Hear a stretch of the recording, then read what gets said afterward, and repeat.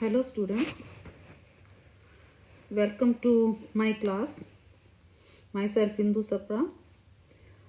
Today's topic we will do the unit 3, which is the geometrical optics. Now you know that the geometrical optics, that is the part of the optics. Optics is basically, you know very well, that is the branch of physics that deals with the study of the phenomena related to light, like reflection, diffraction, depression, interference, polarization, etc. Optics, mainly we can divide the optics into the two branches, that is the geometrical optics and the physical optics. Now what is the geometrical optics? Now the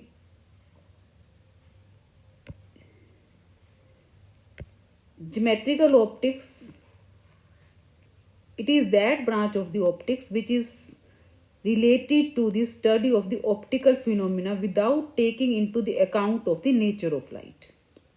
Okay, it doesn't concern whether the light have the wave nature or the particle nature. The phenomena of the light belonging to the geometrical optics, you know very well, that is the reflection and the diffraction. Basically, in the geometrical optics, we come across the image formation by the mirror, lenses, and the prisms, which you have studied in the lower classes. Now, next is the physical optics.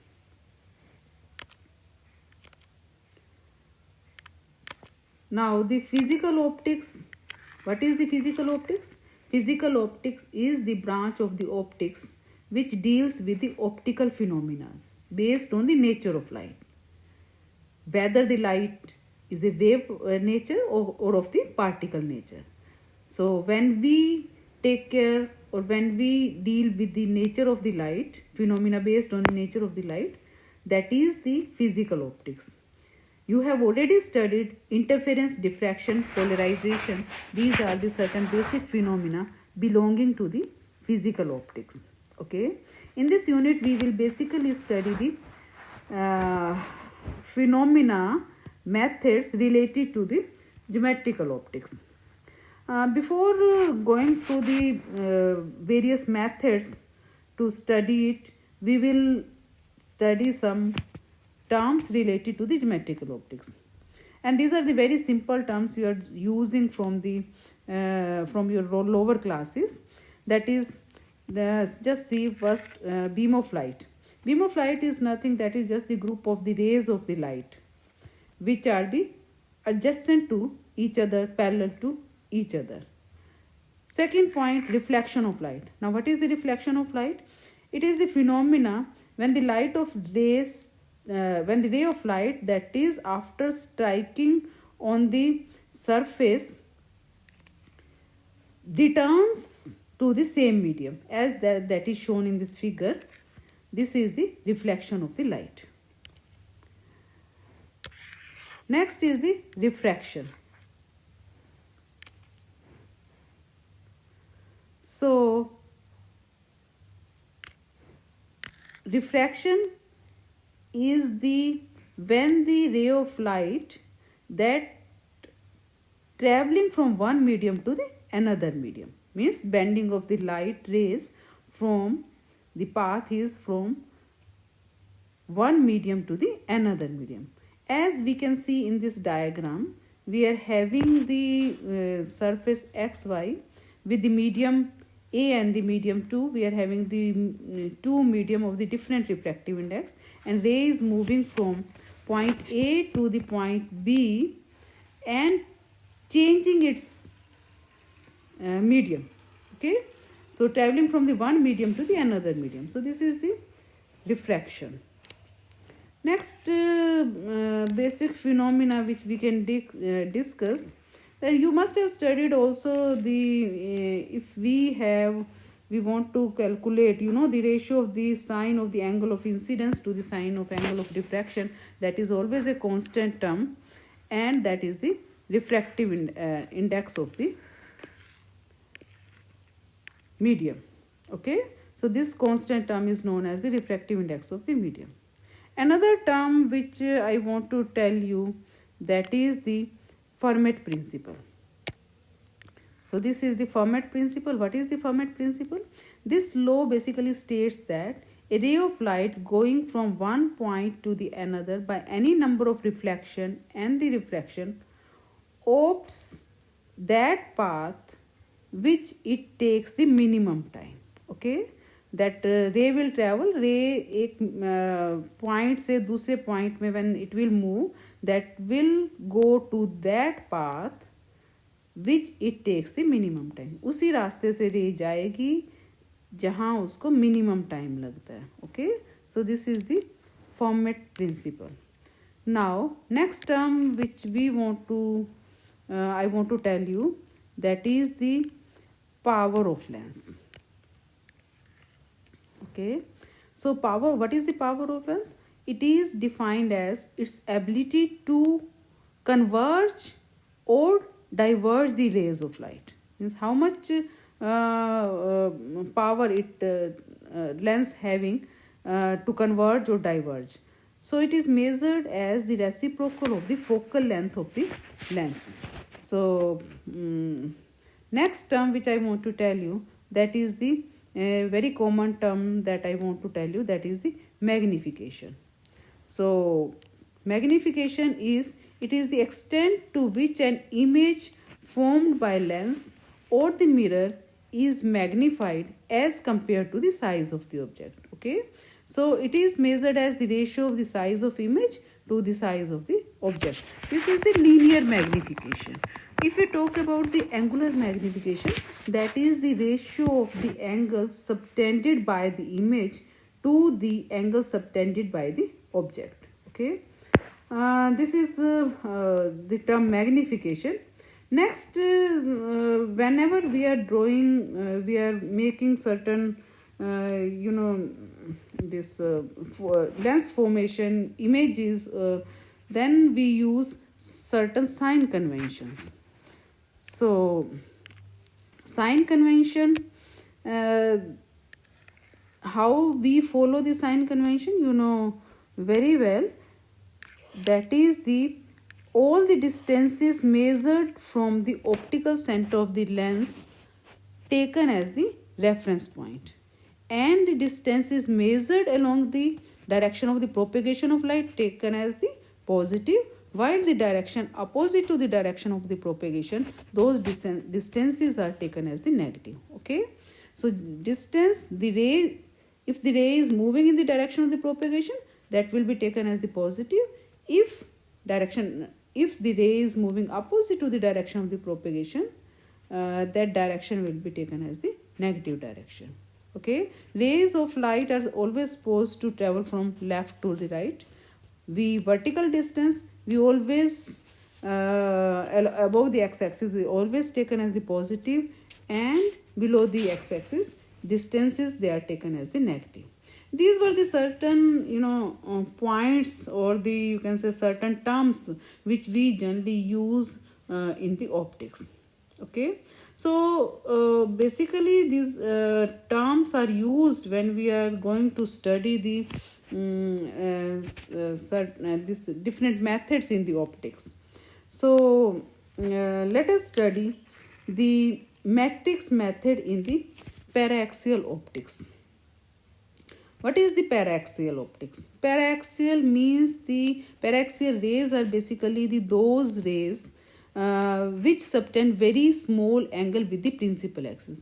You can say that the paraxial rays are the rays which are basically parallel to the principal axis.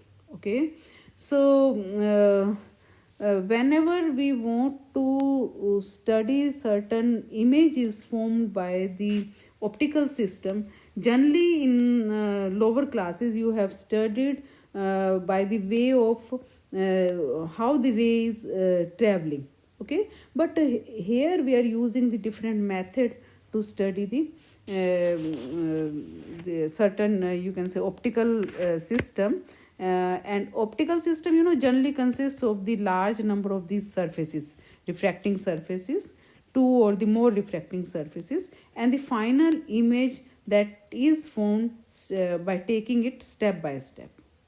By noting the position of a ray through the different surfaces, an easier and the short method developed for the analysis of the image formation is the matrix method. So here we are going to study the matrix method. So how we study the matrix method? By noting the position of the ray through the different surfaces. This is the short method and the easier method to analyze the image formation. So how we will form the images by the way of the matrix method, this we will study in this. So you know that in the geometrical optics, position of the final image that is determined by considering the image formed by the one surface as the object for the next. Whenever we want the final image, what is the final image? What we suppose the image of the previous surface as the object for the succeeding surface. Okay, so when a ray of light passes across the combination of the lenses, then at each surface the direction of the ray changes, but there is no change of height, and the process is known as diffraction. Okay. Also, there is a change of height in between the two successive surfaces, but the direction remains the same, which is known as translation. Okay, so we will study the two type of the matrix: diffraction matrix and the translation matrix. So matrix we can explain the matrix in another way, another behavior, but to explain the behavior of the converging and the diverging rays of light in terms of their height above the principal axis and the angles subtended by them with the principal axis, which are called the coordinates of the rays. What we want to do, basically we want to write down the refraction matrix and the translation matrix. The reflection and the translation, these are the two operation, let's say, that is taking on the optical system, and we want to write down these two operation in the form of matrix.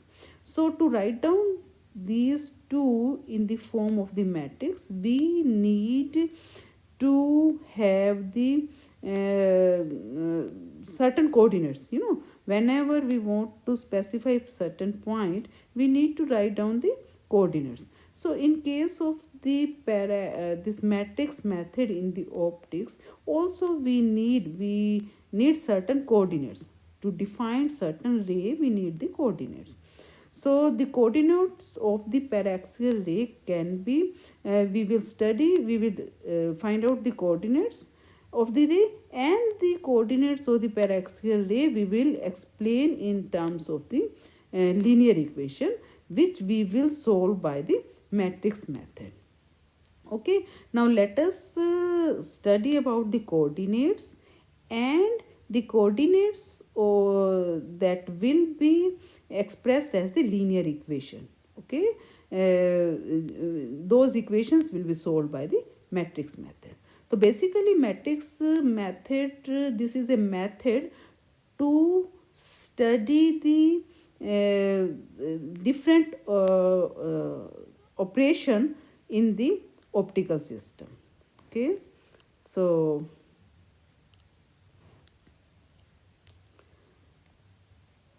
before going through the translation and the refraction matrix, these are the certain simple knowledge about the matrix which you must have studied in the your maths class. So just I will go through this simple types of the matrix here. You know that the matrix, what is the matrix? Matrix is the set of certain m into n numbers, certain numbers arranged in the form of m rows and n columns, which is written as that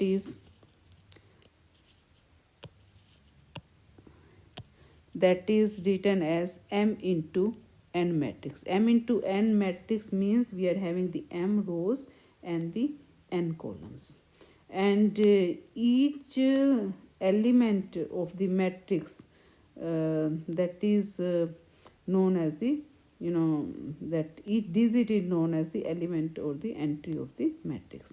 You can see the various type of the matrix. If the matrix having only the one row, then we call it as the row matrix. If a matrix having only the one column, it is known as the column matrix. If a matrix having the certain order, number of the rows, they are not equal to the number of the columns, then that is known as the rectangular matrix. Similarly, if the number of the columns they are same as the number of the rows, that is known as the square matrix. And if a square matrix in which all the non-diagonal elements are 0, that is known as the diagonal matrix. Okay, so this is the diagonal matrix. बाकी सारे elements zero हैं, सिर्फ diagonal वाले elements रहेंगे तो diagonal matrix हो जाएगी. Next is the unit matrix, and unit matrix is the that is the if the diagonal element in the square matrix that is 1. ठीक है, that is known as unit matrix or the identity matrix. Similarly, what are the properties of the matrix? Multiplication of the matrix. How to multiply the matrix? That let's say we want to multiply these two matrices A and B. A having the I number of Aij columns and the j rows, and B matrix having the j number of the columns and k number of the rows. So these two matrix, if the number of the that can be multiplied if the number of the columns in one matrix, in the first matrix, is equal to the number of the rows in the second matrix. Okay, so this is just the simple multiplication which you must have studied in your mathematics class. So now we are having our how to study the coordinates in this method, means description of the paraxial rays and its coordinates. This is the very important, that how to write down the coordinates for that particular ray. So जैसा अभी मैंने पहले ही बताया कि अगर हम किसी भी पॉइंट को स्पेसिफाई करना चाह रहे हैं तो हमें क्या करना होता है, उसके कोऑर्डिनेट्स लिखने होते हैं. ओके, तो अगर हम ऑप्टिक्स के अंदर रे को स्पेसिफाई करना चाह रहे हैं, रे को कोई नाम देना चाह रहे हैं, तो हम उसको उसके कोऑर्डिनेट्स देंगे. तो हम एक रे के कोऑर्डिनेट्स किस ढंग से लिखेंगे, ये हमें इसके अंदर पढ़ना है, इसके अंदर ये स्टडी करना है. तो matrix method, what is doing the matrix method? Matrix method is dealing with the final image formation with any composite optical system consist of 2 steps. What are those 2 steps? First of all, linear equation of the coordinates of the paraxial rays are developed, and second, if we get the linear equation, then we will get the matrix.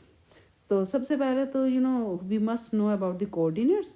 फिर हम क्या करेंगे, coordinates से we will form the linear equation, and then the linear equation will be transformed into the matrix. So this is the method, this is the way we will get the matrix. Okay, suitable matrix. So this is the diagram. You can see in this diagram we are having the two surfaces q and the this is the surface, you can say first surface. I am just highlighting this surface. See, sorry.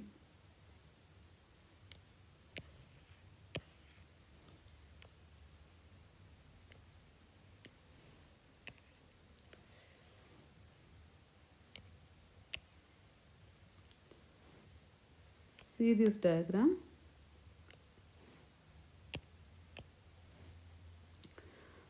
In this diagram,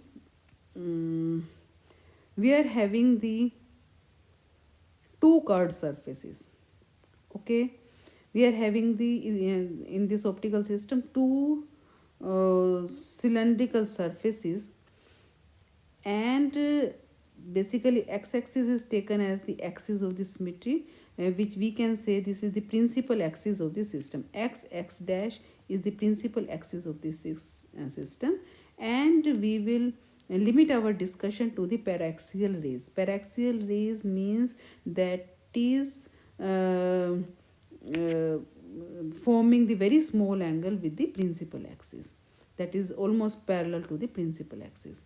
So we are having this as the ray is moving. See in the diagram, ray is moving from the point P to the Q, falling on this surface. Then refraction is taking place at the point Q. Then the translation is taking place from Q to R, because the medium is not changing here. Now at the point R, again the refraction is taking place. Now when the ray is moving from R to the N, translation is taking place. So in this optical system, in this diagram, we are having three medium.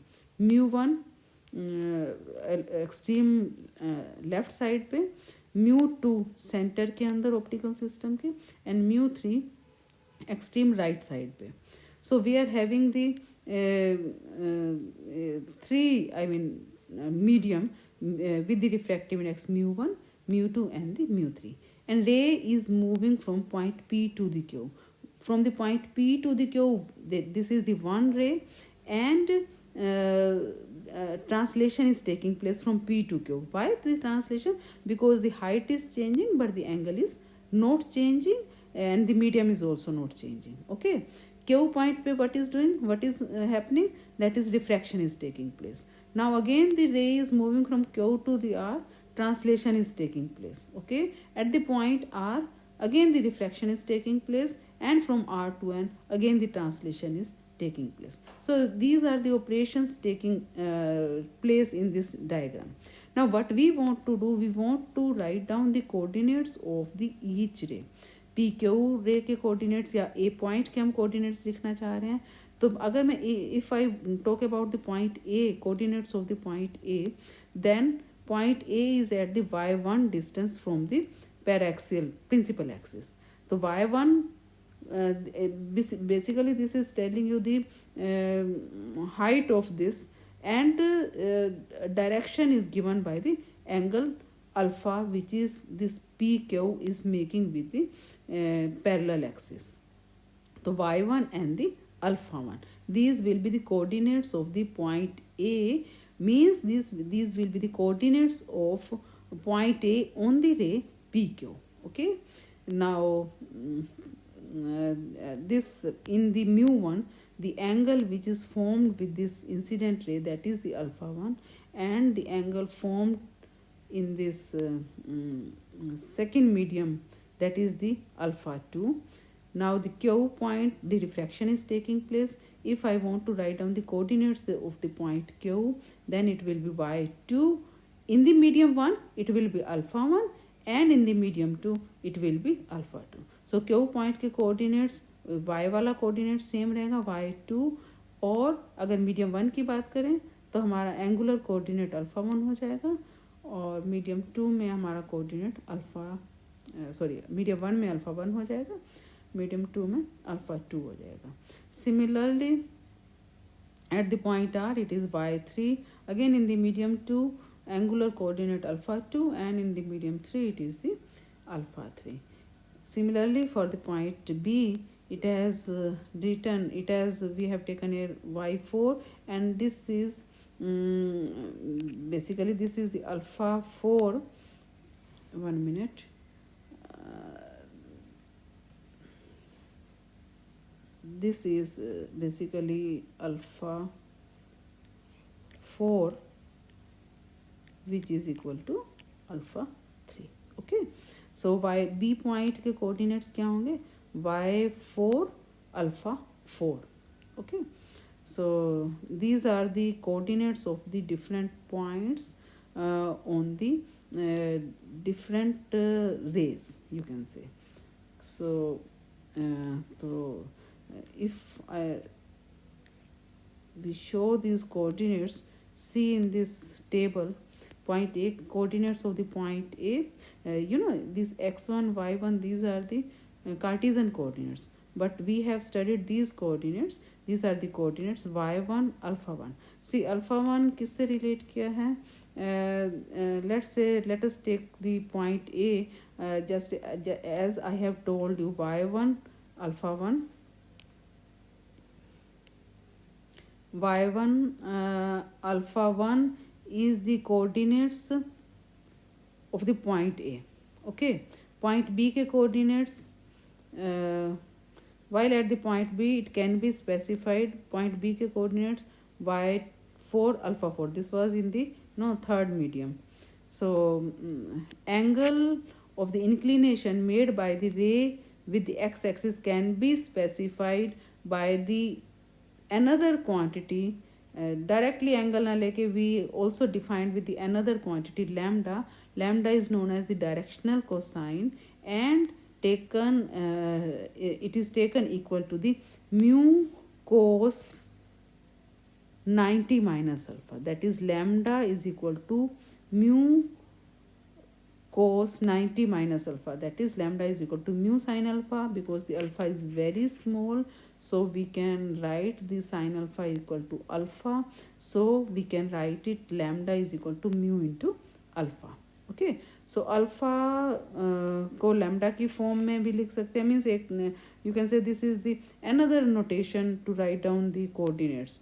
Alpha लिखें, lambda लिखें. Generally in some books we use this is the very common symbol, that is the directional cosine. Lambda is the directional cosine. So this direction cosine is basically giving the direction to the ray. So it represents the refractive index as well as the angle. Okay, so for the paraxial ray, alpha is very small, therefore we are writing the sin alpha is equal to alpha, and we get the lambda, that is equal to mu into alpha.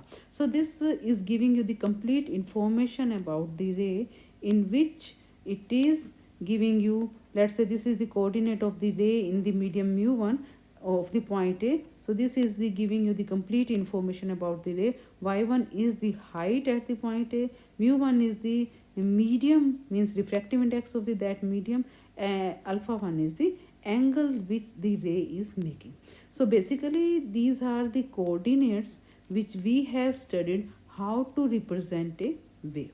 Okay, so this is how we represent a wave. Next is the, I hope आप लोगों को clear हो गया होगा कि how we represent a wave, how to write down ray, how to write down the coordinates in a ray. Next is the main article, how to write down, how to calculate the translation and the refraction matrix of a ray of the light. So let us study the translation and the refraction matrix of a ray of the light. अभी पीछे मैंने बच्चे definition बताई है translation matrix की और refraction matrix की. Translation matrix नाम से ही पता चल